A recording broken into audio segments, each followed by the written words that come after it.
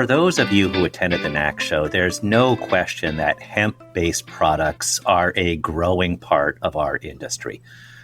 We're going to talk about what that means for 2026 and also take a broader perspective about what's happening in the cannabis industry that retailers should pay attention to.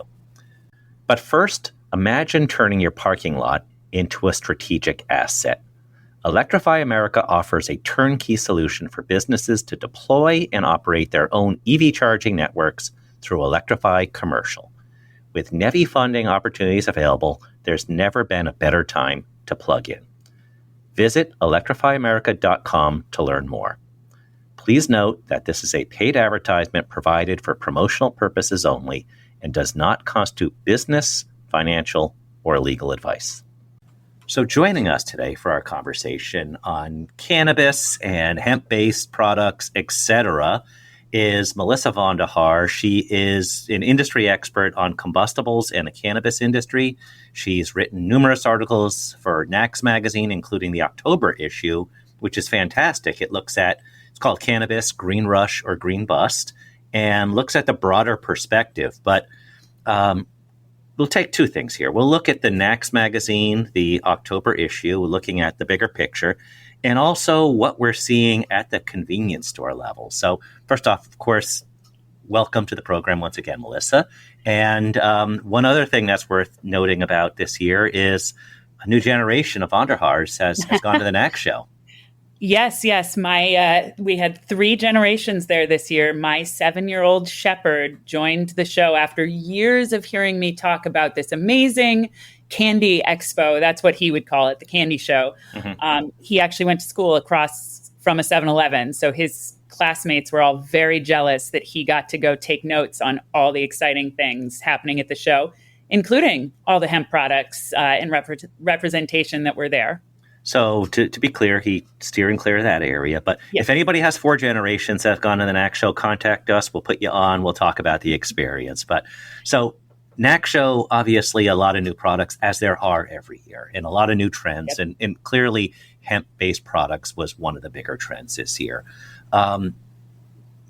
Let's start with that. What are you seeing in terms of hemp-based products? And maybe also, just for those that aren't aware, what is hemp and how does that fit in with THC and all those other initials? Yeah. So, I always start by saying I'm not a science person. I actually have a degree in screenwriting. So if I can understand this, I put it in the simplest terms because I haven't had a science class since my junior year of high school. And it is a science-based product, right? It's plant. Mm-hmm. So cannabis, think of it as kind of vitamin C. THC is like vitamin C. It's an ingredient that occurs naturally in cannabis plants, which include hemp and marijuana. And THC, whether it comes from hemp or marijuana from a consumer standpoint, there is no difference. THC is the ingredient that is responsible for that high, that euphoric feeling, mm-hmm. the thing that people associate with marijuana, but also now hemp. The difference is that in 2018, the federal government removed hemp from the Controlled Substances Act as long as the plant was grown with less than 0.3% THC by volume. What they didn't say was that you cannot extract hemp, THC from hemp to create a product that has 5 milligrams of THC. So what we're seeing with hemp right now is a lot of consumable products, not really inhalable because that flower is grown with very, very low amounts of THC, mm-hmm. as opposed to what you might buy in a dispensary. But the beverages, the gummies, the mints, the tinctures, 5 milligrams of THC in a hemp product versus a marijuana product, there is no difference.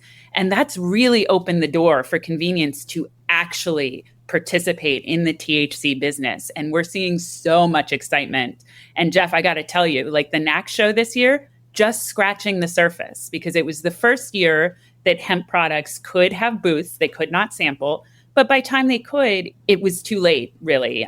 So the only presence at the booths we saw were those with distributors, as well as Convenience Catalyst. And I can say from working with a lot of hemp companies, there's several that are on the CSPC Store Cannabis Board.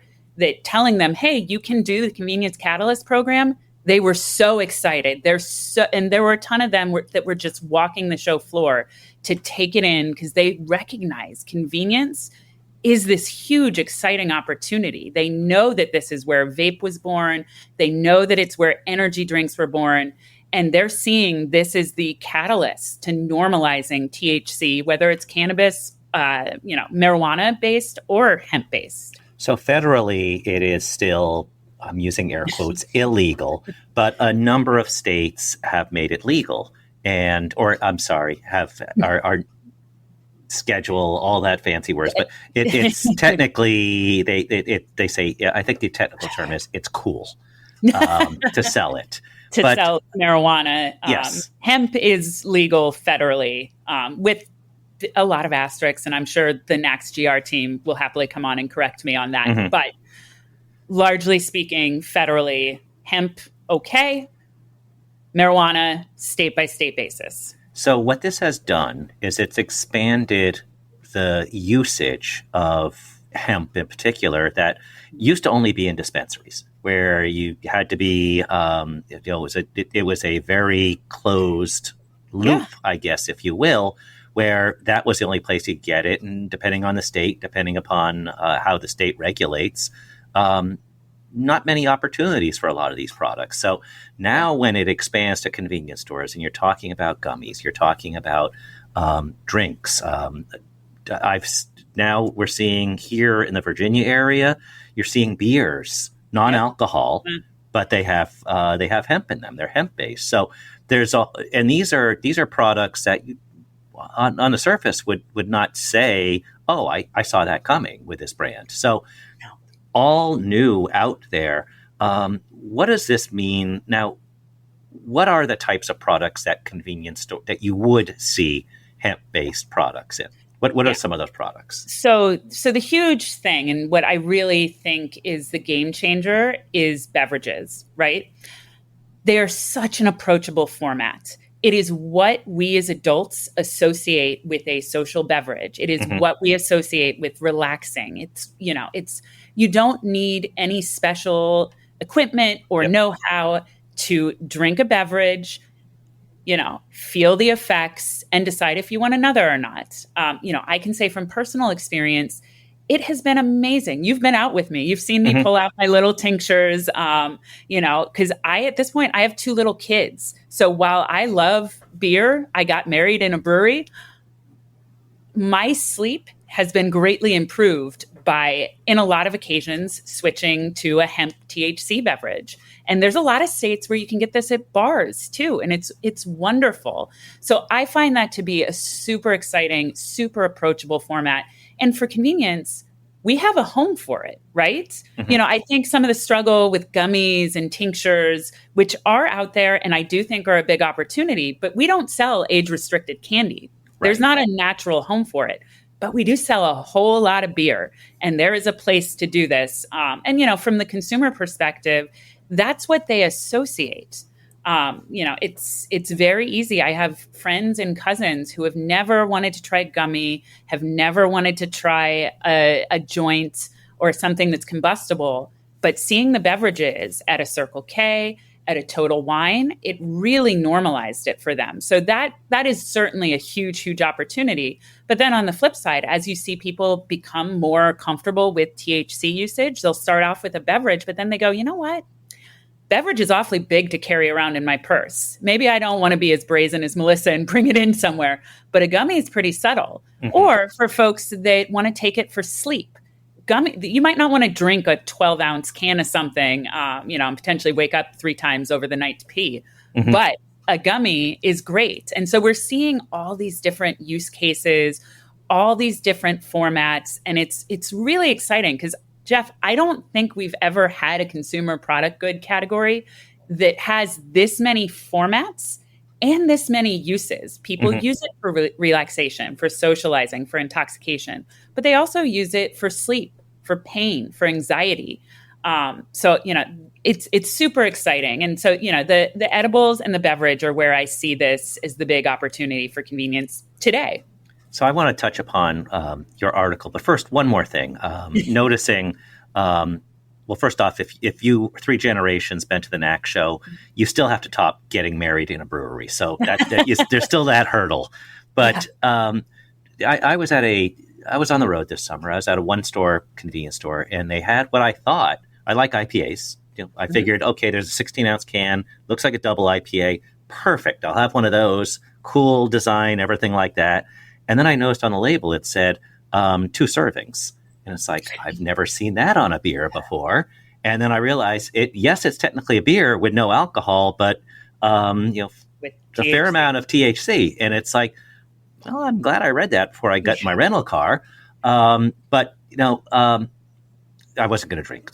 So whether it was beer or whether it was THC, I wasn't going to drink it. Responsibility. But it was just it getting to the point of it does fit use cases perfectly when somebody shows up that it's like, I have a beer, I have a hemp-based beverage. So absolutely aligns, but there'll also be a challenge for retailers to market it properly and to put it on the shelf properly and to make sure people know what they're getting. So the experience is all positive. Right. No, and, it's having covered what happened with vaping. I think it's really important for our industry to remember there was a point where the federal government was talking about taking vapor products out of convenience stores specifically. And I think it's really important for the NACS listeners to know this is happening at the state level with hemp products. So, on the one hand, yes, we have to market them responsibly, merchandise them responsibly, really call it out that that's what it is. So you don't have someone thinking they're buying, honestly, a beer is probably best case scenario, but I've seen it. My grocery store has it by the teas and they don't card when you check out. And you could buy a 50 milligram drink. And if you didn't realize it, that is intense. That's a problem.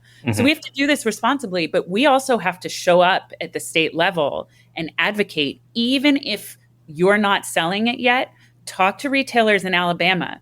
Alabama took away hemp products from convenience specifically. Louisiana, they passed a law saying that you can only sell hemp products if you have a license. And oh, by the way, if you sell fuel, you can't have a hemp license.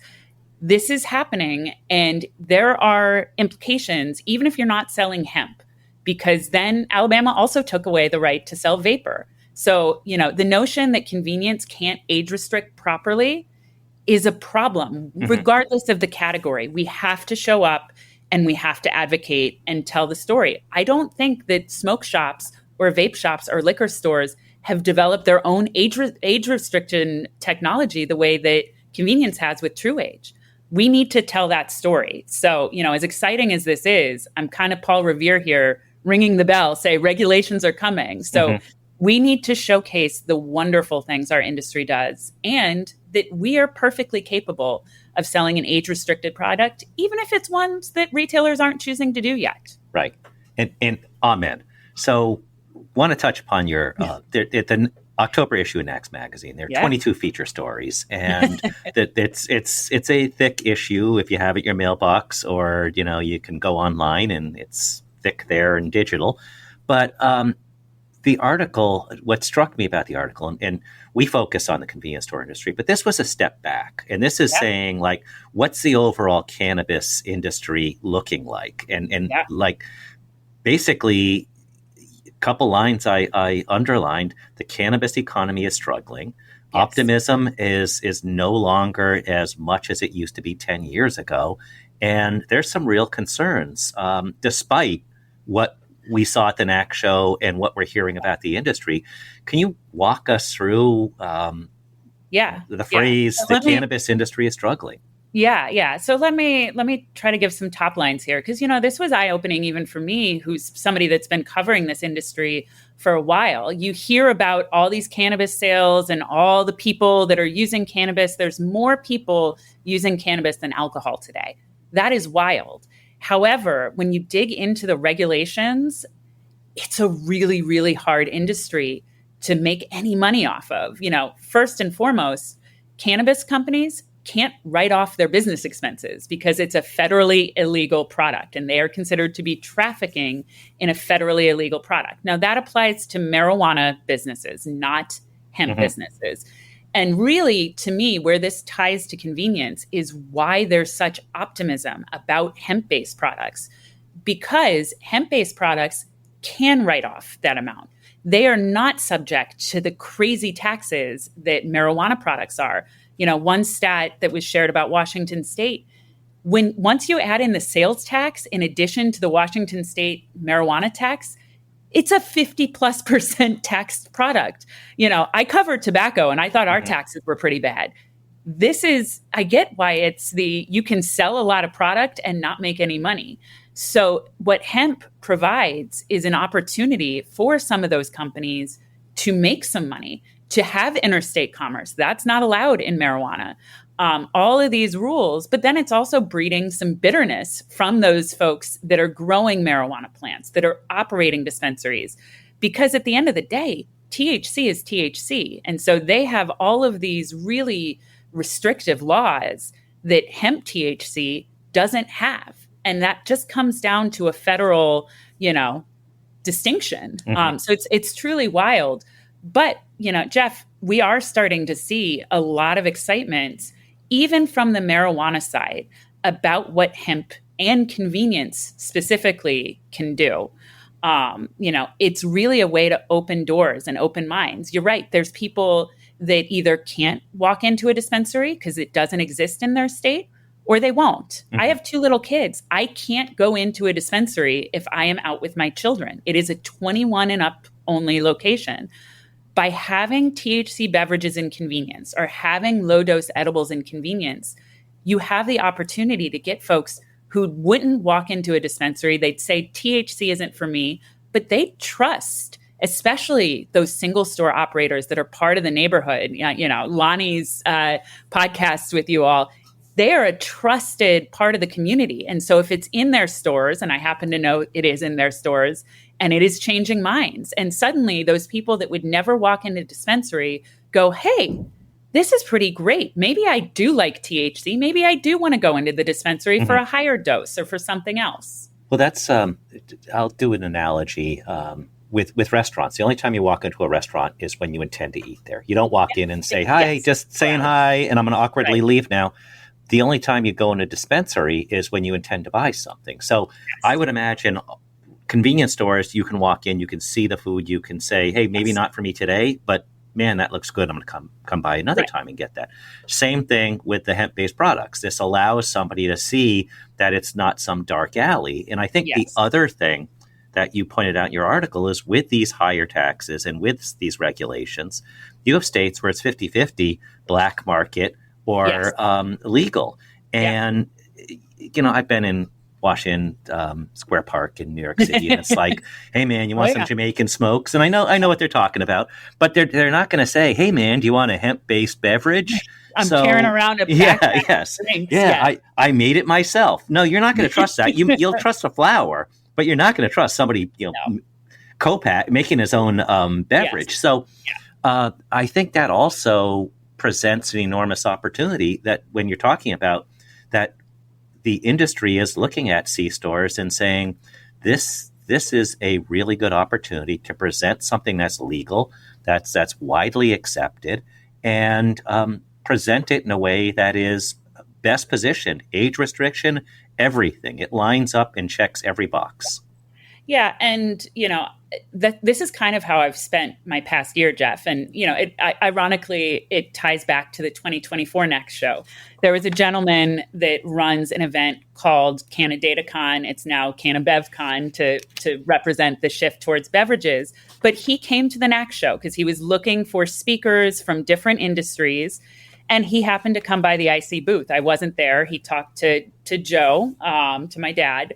And he was like, oh, well, you should talk to Melissa. And so this gentleman invited me to come be on a panel about cannabis beverages at grocery, liquor, and convenience. And I was the only representation of convenience there.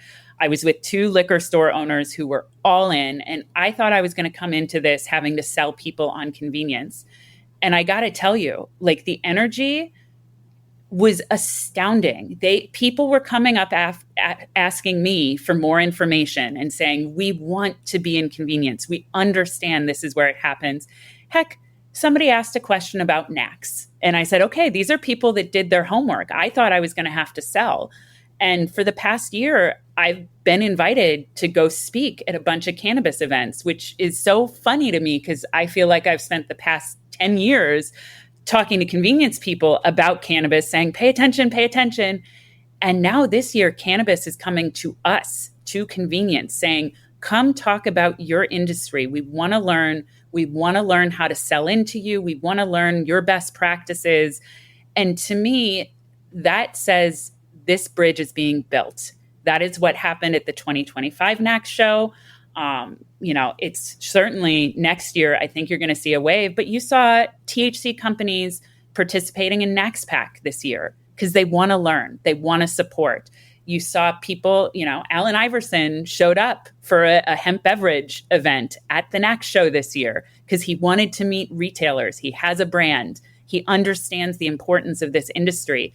This is just scratching the surface, and the excitement on the cannabis side, the excitement on the convenience side I used a reference of like a middle school dance. It feels like everybody's kind of on either side, wanting to talk to the other, not sure if the other will dance. And by next year, I think we're going to be dancing. So Allen Iverson thinks convenience stores are the answer. How's that? That's it. Yeah. That was his nickname. Now, also, quick, I have one final question, but first, you had mentioned the iSee booth. Now, for you folks from Pittsburgh, it's not Iron City, it's ISEE. Melissa is also part of the iSee Solutions team, so look them up. They're great NACS company, and Thank you. So, want to make sure they don't go to Iron City and look for Melissa. So, final question for you. We're coming up on 2026. What is the one thing retailers should look for with hemp, and what is the one thing they should watch out for? As in, what is a guardrail, or kind of we'll start with a pessimistic. So, what is the watch out for with the industry, and what kind of questions you might need to ask for next year? Sure. And, convenience has been through this, Jeff. It's the same questions that you should be asking of your vapor suppliers. Any new category, you ask the questions. What are your return policies? What happens if there's regulations that come in and mean we can't sell this anymore? With hemp specifically, there's a lot of push and pull on the hemp side about going through distributors, but that's just a reality within convenience. We have 90,000 independent stores. You're never going to service them one-on-one. So I would look at your trusted distributor partners. If they've brought on a brand, I grew up in a beer family. I know it near and dear. As much as convenience retailers are reliant on age-restricted products, that's the entire business of a beer distributor. So if they've vetted somebody and said they're worth coming on, that's a really good guardrail. And that's part of what I would look at. One of the other things I'd look at is there is such a thing as synthetic cannabinoids, which is a very fancy way of saying that there are ways to take ingredients of the hemp plant and transform them into something that mimics Delta 9 THC, but we call it Delta 8 or Delta 10 because those are synthetic compounds. Now, there's nothing to say that a synthetic compound is bad, but there's just a lot more room for error. That's also something that a lot of states and likely the federal government are looking at getting rid of. And there's so many great naturally derived Delta 9 products out there these days. If it were me, I wouldn't mess with it. So those would be the guardrails I'd be looking at. So the opportunities. You talked about the cannabis business is roughly $40 billion, and people think it can be $100 billion pretty quickly. So I almost that's almost I think the optimistic look. But what do you tell retailers? Look at things, see how it might work. Ask your customers. What's the advice? Yeah, so my advice is if you're going to bring it in, and this is not going to be right for everybody. I'm not a scientist. I'm also not a lawyer. I cannot tell you that it's without risk, but I can say DoorDash is publicly in this. Edible Arrangements has a whole new vertical that's in this. Total Wine is very publicly in this. So the risk is low. But if you're going to do it, label it. Make it clear. Don't just have it on the can. Have a section that says THC beverage. And frankly, you can walk into any Total Wine and get an idea of what you should be doing because they've been doing it for about a year. But label it. Have some low dose options. You don't want somebody's first experience with THC to be a 25 milligram can that's meant to be 2 servings. And that does happen. Look at low dose options. But also as you're vetting brands, ask them what they're going to do to support on education, on in-store assets, on, promotion, social media. These are brands that want to work with you, so make the ask. So essentially treat them the way you treat all your other It's just suppliers. Another category. It just might be a really huge, awesome one, and I think it will be. Well, thank you once again for joining us today, Melissa. The article in the October issue is great. Read it in its entirety. You've been on a couple other podcasts, and you'll be on others in the future. So thanks for joining us today. Thanks for having me, Jeff. And thank you all for listening to Convenience Matters. Convenience Matters is brought to you by NACS and produced in partnership with Human Factor. For more information, visit convenience.org.